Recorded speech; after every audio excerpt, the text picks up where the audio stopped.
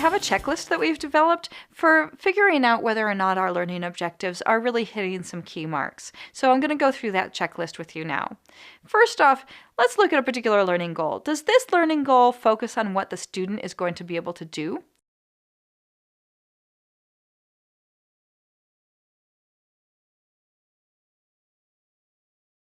Not really. It's not really clear what students need to be able to do with the conservation of energy. So maybe instead, students will be able to use ideas of conservation of energy to solve problems. So one thing is that you want your goal to be expressed in what the student will be able to achieve or do. Now another thing is the goal needs to be well defined so that it's really useful to you as a guide. Another reason why you want to have your learning goals really well developed is because as you're developing your learning goals, you're also going to be developing your forms of assessment. And you want to have forms of assessment that really capture what students understand and know about the topic. And so those two things go hand in hand. And so if you refine your assessment, then you refine your learning goal, and then it goes back and forth so you really capture what it is that you want students to learn and be able to know and be able to show you at the same time. So let's look back at that objective that I wrote before. Is this well defined?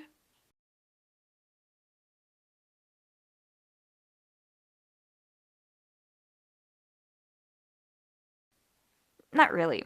Maybe instead, students will be able to use conservation of energy to solve for the final speed of an object that falls from a given height. That makes a little bit clearer just what I expect them to do with conservation of energy, rather than just generally solve problems. Another thing is that you want the verbs that you use to have a clear meaning.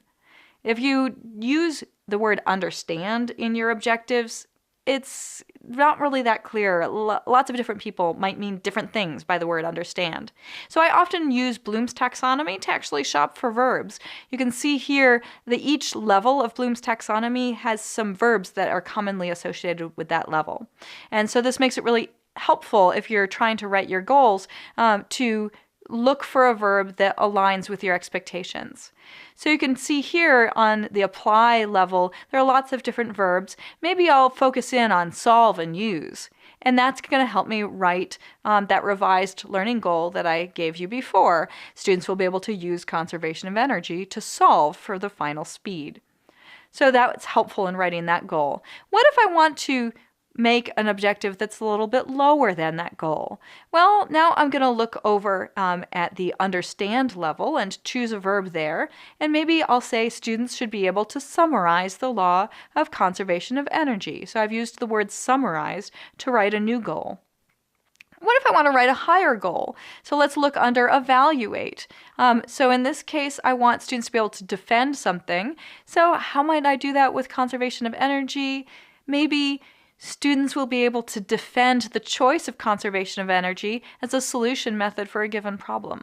So, using verbs that have a clear meaning can be very helpful in making your objectives very specific.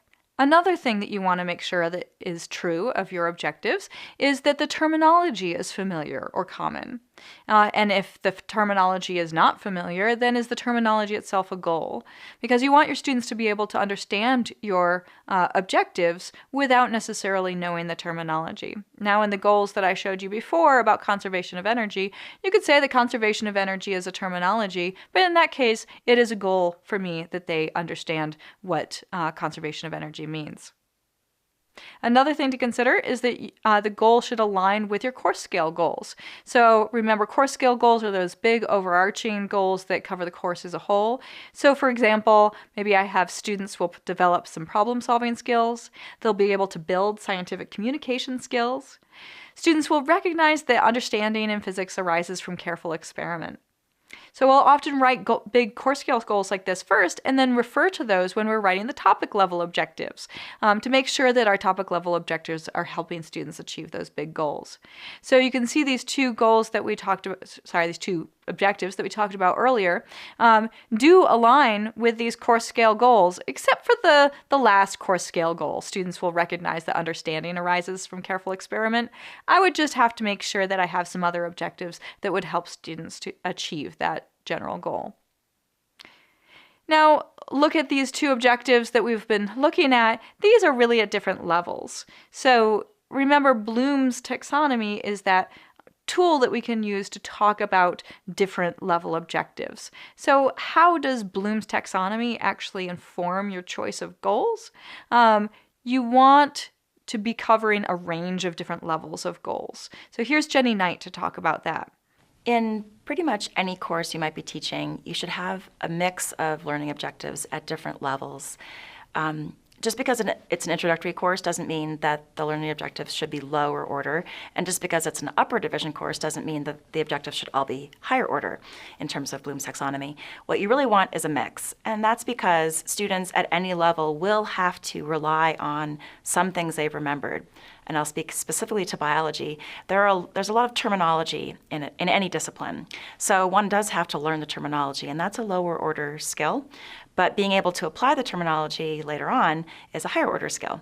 So when one's writing a learning objective, I think sometimes the tendency is to think, oh, I've got to write everything at a really high level because I want my students to achieve this high level of cognition.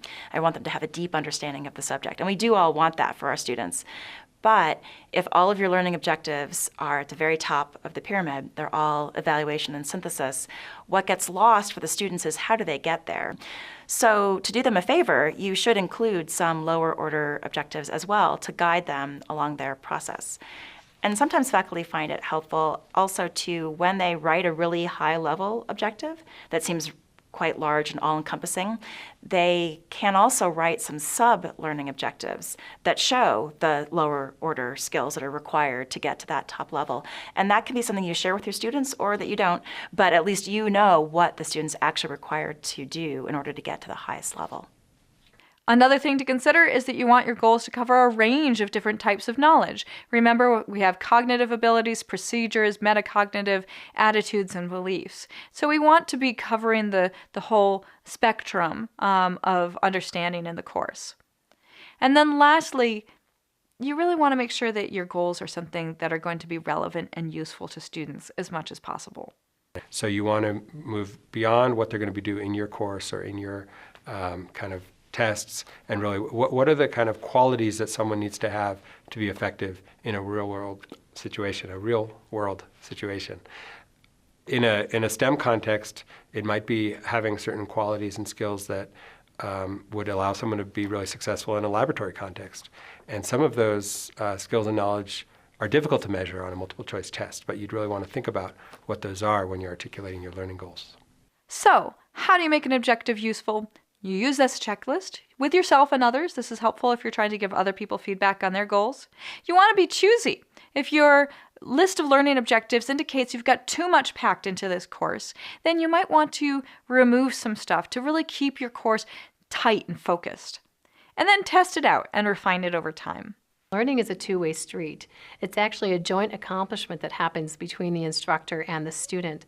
So you may be creating opportunities for students to learn in certain kinds of ideas, but they may be not necessarily taking them up in the ways that you think they're going to take them up. So often I find that I have to teach the course a couple of times before I really understand what my students are going to be able to learn from my course.